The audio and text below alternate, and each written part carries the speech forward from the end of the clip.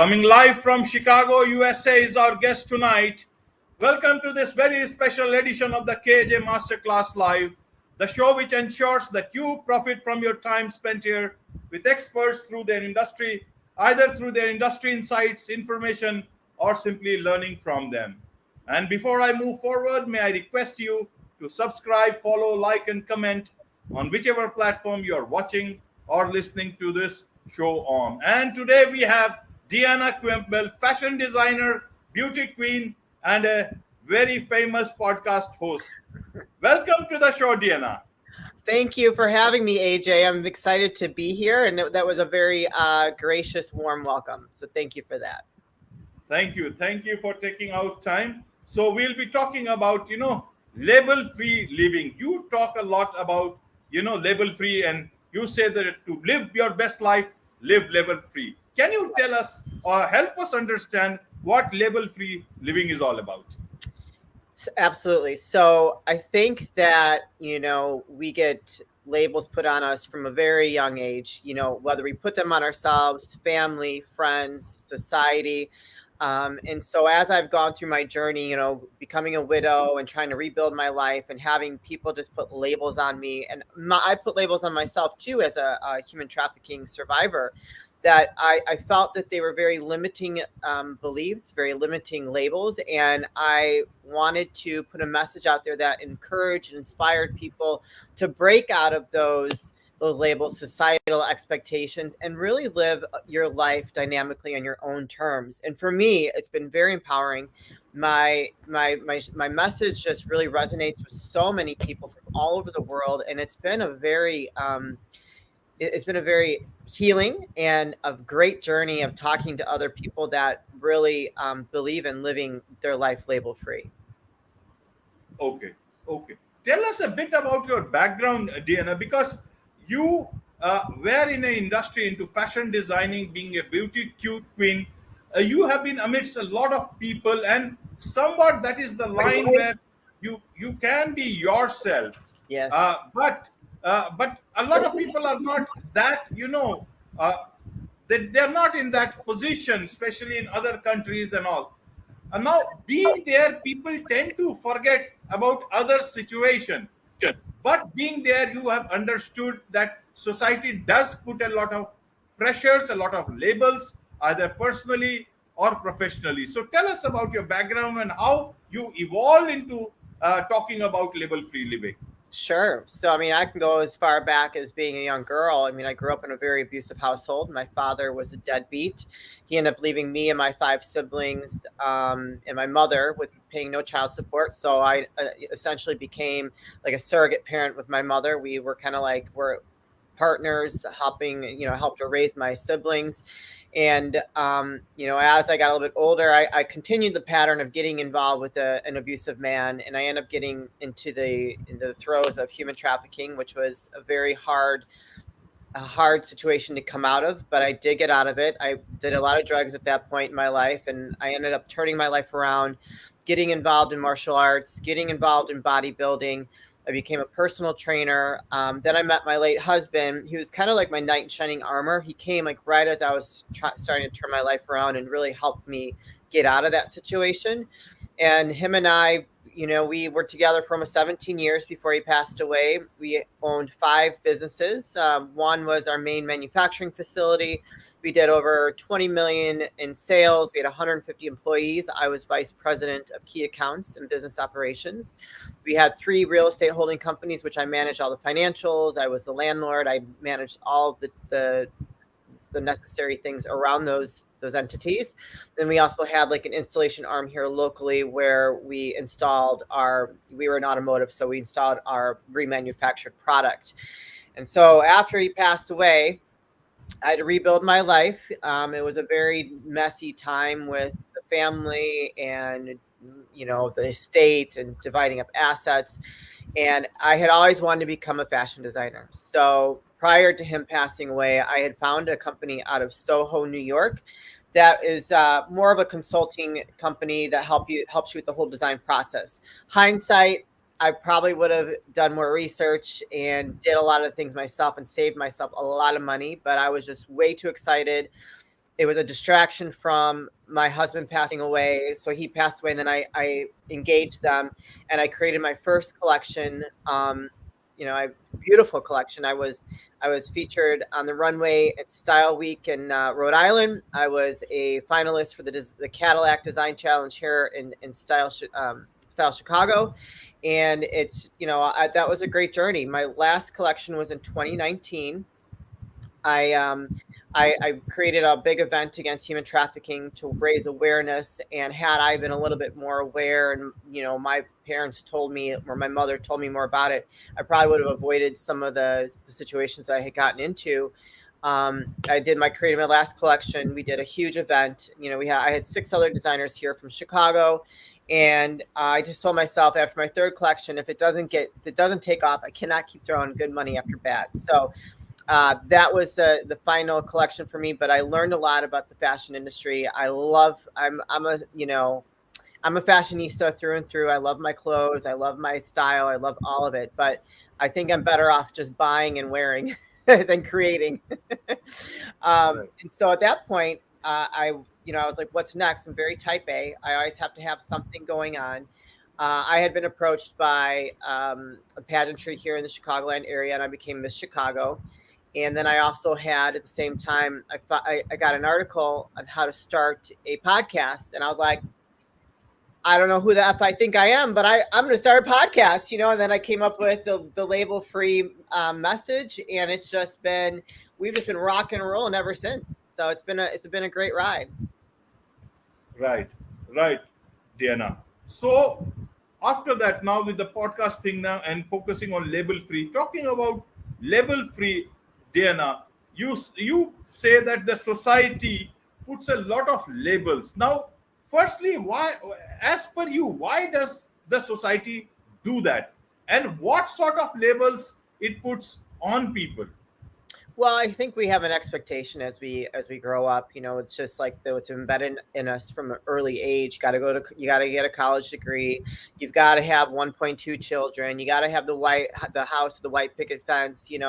I think that we're expected to fit into a box, and really we are so much more capable of the just fitting in that box. Sure, we need to have people that love going to the corporate job, but the people that really step out and take a risk are our thought leaders, our inspiration, our motivation.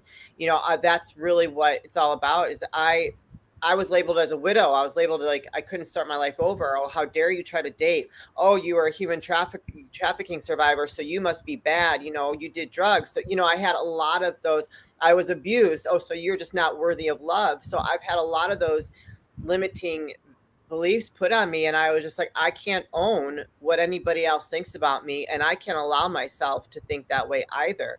When we break out of that expectation, we can achieve and touch so many more lives to make this world a better place. And really, with everything that we've gone through the last couple of years, I think it's even more important and more like a priority for us to inspire others to live a life where they feel fulfilled and not held back. And they end up on their deathbed and say, I wish I did this, I wish I did that, because that's no way to live. That is no way to live. I mean, taking risks is a risk, but it's also, there's so much reward in stepping outside of that comfort zone. Okay. And how do they break out of it? Now, not everybody is a fighter like you. You know fighting literally, and you have fought out of your circumstances, your situations to build the life that you are living today. But for lesser mortals, what do you advise? What are the tips you can give to live level free? That's a great question. And, I think that you have to really tap into your courage and really find, start out slow. For someone that is incredibly scared or really worried about what others think of them and want to live up to this expectation, I think just to start out slow, like creating small goals for yourself. And we hear this from, a lot of our leaders and throughout the world. And, mindset is a really big part of a lot of that, and allowing yourself just to kind of face those fears or those limiting beliefs that are holding you back. You've got to you've got to step into your courage. You know, take that first step forward, whatever that looks like. If you don't know how to swim, go learn how to swim. If you don't know how to knit, go take a knitting class. If you love photography, go take a photography class. You know, these are small goals that can lead you to something bigger. You know, for me right now, like I want to become an author, and I want to get onto a stage one day and give a keynote speech.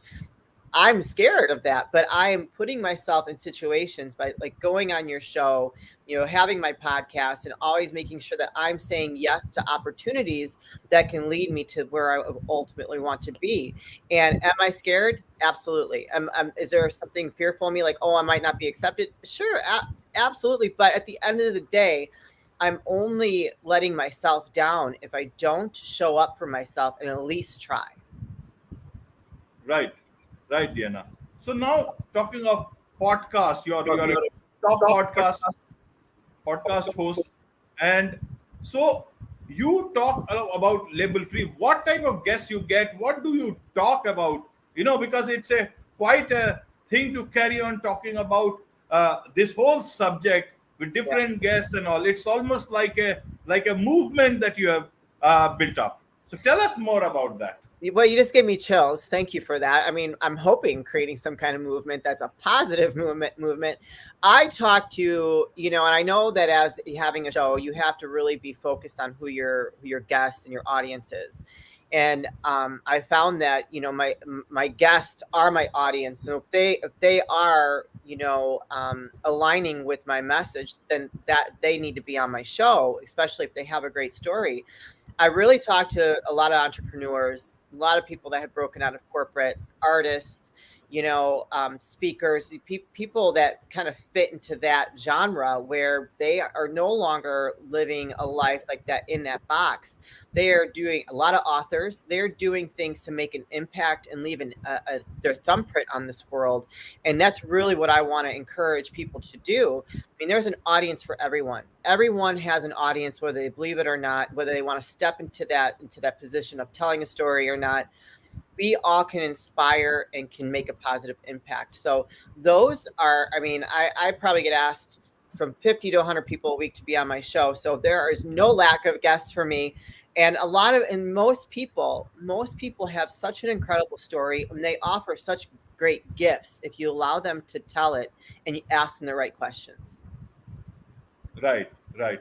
Diana, you do so many things at the same time. You know, you run businesses, you run a podcast, you manage so many things at the same time. It's not an easy task in today's time. You know, how do you manage all this together? How where people can take some tips from you about this time management. Well, you know, I've always been pretty good with time management. That's one thing. I'm a multitasker all the way. But what I would have to say, if someone's struggling with time management, don't get overwhelmed with all the tasks that you have to do. Compartmentalize and prioritize your to-do list, right? Whatever that looks like. And so for me, I can't allow myself to think like, oh, I'm all encompassing. Like, oh my God, I got this, and this to do, because that's just overwhelming. And that's like going to create a lot of confusion in your life. So I like to kind of take on one thing at a time. Even if I'm multitasking, you're able to compartmentalize those different things that you're handling and not get yourself overwhelmed.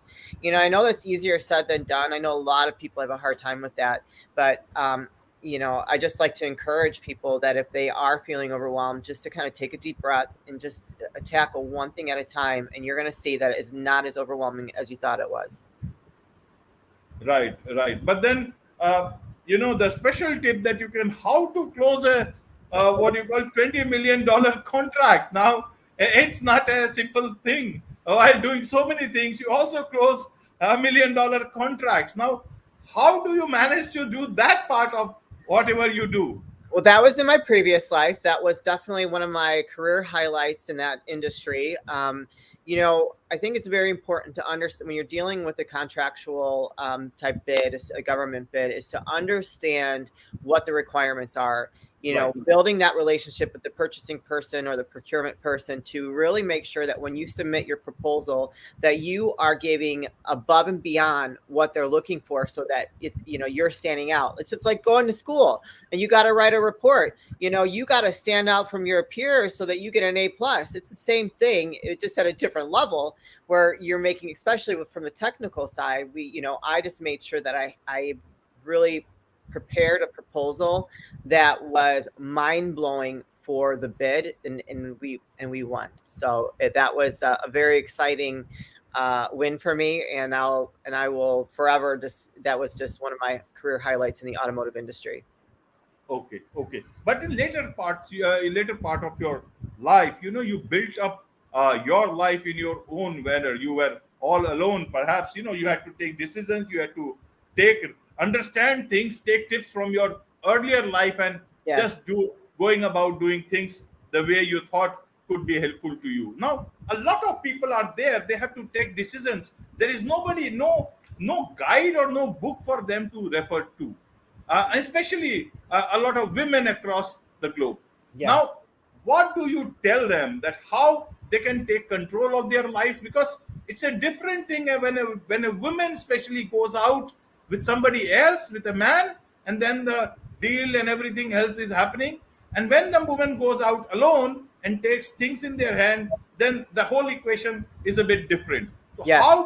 what are your tips for people who are taking control of their lives and trying to make something out of their lives? I'm glad you asked that. So, my late husband and I were like the ultimate power couple. He was the voice of our businesses, but I was in the operation side, very strong. I was the driver. And I had always told him I'm not going to be in the back seat forever, because I really had a need to let my voice shine through. And after he passed, it was a very uncomfortable journey for me to stepping into my voice. And I think you're right, especially for women that might be supported by their significant other, but they're yearning for that, for them to have their own voice, stand on their own 2 feet. I think it's face your fears again. For me, it was very scary. And what really helped me was when I started my fashion label, was to develop my 5-second elevator pitch, and every time I did it, the more and more I did it, the better it got, and the more confident I got, and the less and less fearful I became of all you can do is try, right? And I don't believe in failure. So even if you don't succeed to where you want to succeed to, that you've learned, hopefully you're learning something from, whatever you're trying to get into, and you're going to improve that elevator pitch or improve the next venture, and just really continue to drive forward. If there is a calling within you to develop a dynamic life of your own, do not be afraid of that. If there opportunities come up, say yes, because you never know what they're going to lead to, and just trust your gut, and have faith in the process. Right. Trust your gut and go with the flow. So, yes. So, Deanna, about your podcast, how can people connect with you? How can they listen to your podcast? How can they know more about you? Tell us about your Sure. links, about your website and your podcast. I'm everywhere. So all the streaming channels, Apple, Spotify, Stitcher, Google, all of them. I'm everywhere. You can Google search me. There's going to be pages and pages of my name that you can find me on Facebook, Instagram, LinkedIn. So anywhere that we're supposed to be, I'm there. Okay. So don't hesitate to reach out. Follow me. I have a YouTube channel as well, which you get to see videos of my podcast, sometimes in person, which is really fun. But also every guest that's on my show, they're going to be on there as well. Right, Deanna. Thank you so much for all these tips, for sharing your story, for sharing your journey, and a lot of tips that will help a lot of people across the globe. Thank you very much, AJ. On this note, it's a wrap on this edition of the KJ Masterclass Live. Thank you so much indeed.